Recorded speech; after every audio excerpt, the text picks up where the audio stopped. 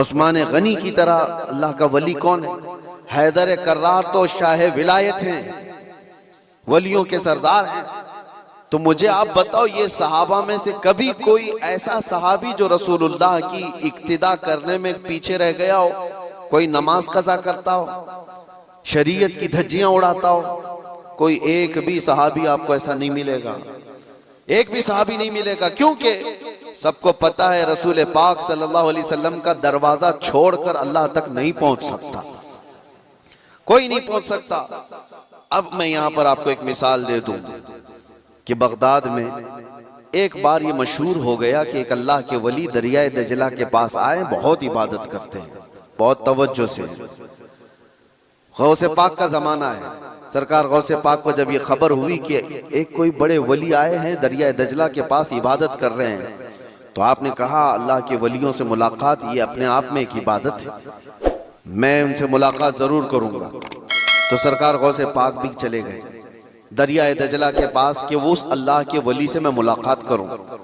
جب وہاں پہنچے تو پتا چلا کہ وہ صبح ہی وہاں سے رخصت ہو گئے تھے، چلے گئے تھے، غوث پاک سے ان کی ملاقات نہیں ہو پائی۔ لیکن لوگوں میں مشہور تھا، سارے لوگ دیکھ رہے تھے، وہ کنٹینیو عبادت کرتے تھے، مسلسل عبادت کرتے تھے۔ تو غوث پاک رضی اللہ تعالیٰ عنہ جب لوگوں سے پوچھتے ہیں وہ عبادت کہاں کرتے تھے، لوگوں نے بتایا جو جگہ تھی وہ ریت پر جو ہے دریا کے کنارے جو ریتی پڑی ہوئی تھی اسی پر عبادت کرتے تھے۔ غوث پاک غور سے نشانیاں دیکھتے ہیں، ان کے سجدوں کے نشان تھے، ان کے ہاتھوں کے پیروں کے نشان تھے۔ آپ نے غور سے دیکھنے کے بعد پھر کہا تم لوگ جھوٹے شخص کو اللہ کا ولی سمجھ لیے ہو، وہ کہاں سے اللہ کا ولی تھا، تم لوگ کسی کو بھی ولی مان لیتے ہو۔ لوگوں نے کہا آپ نے تو دیکھا نہیں اور ایسی آپ کہہ رہے ہیں، ہم تو ان کو مسلسل عبادت کرتے ہوئے دیکھ رہے تھے، کوئی نماز قضا تو نہیں کرتے تھے۔ غوث پاک کا معیار دیکھیں کس کو وہ اللہ کا ولی سمجھتے تھے، کسوٹی۔ سرکار غوث پاک فرماتے ہیں تم نے دیکھا ضرور ہوگا، لیکن میں ان کے نشانات دیکھ رہا ہوں، سجدے میں جانے کے، ہاتھوں کے نشان یہاں نظر آ رہے ہیں۔ تو لوگوں نے پوچھا اس سے کیا سمجھ میں آیا آپ کو؟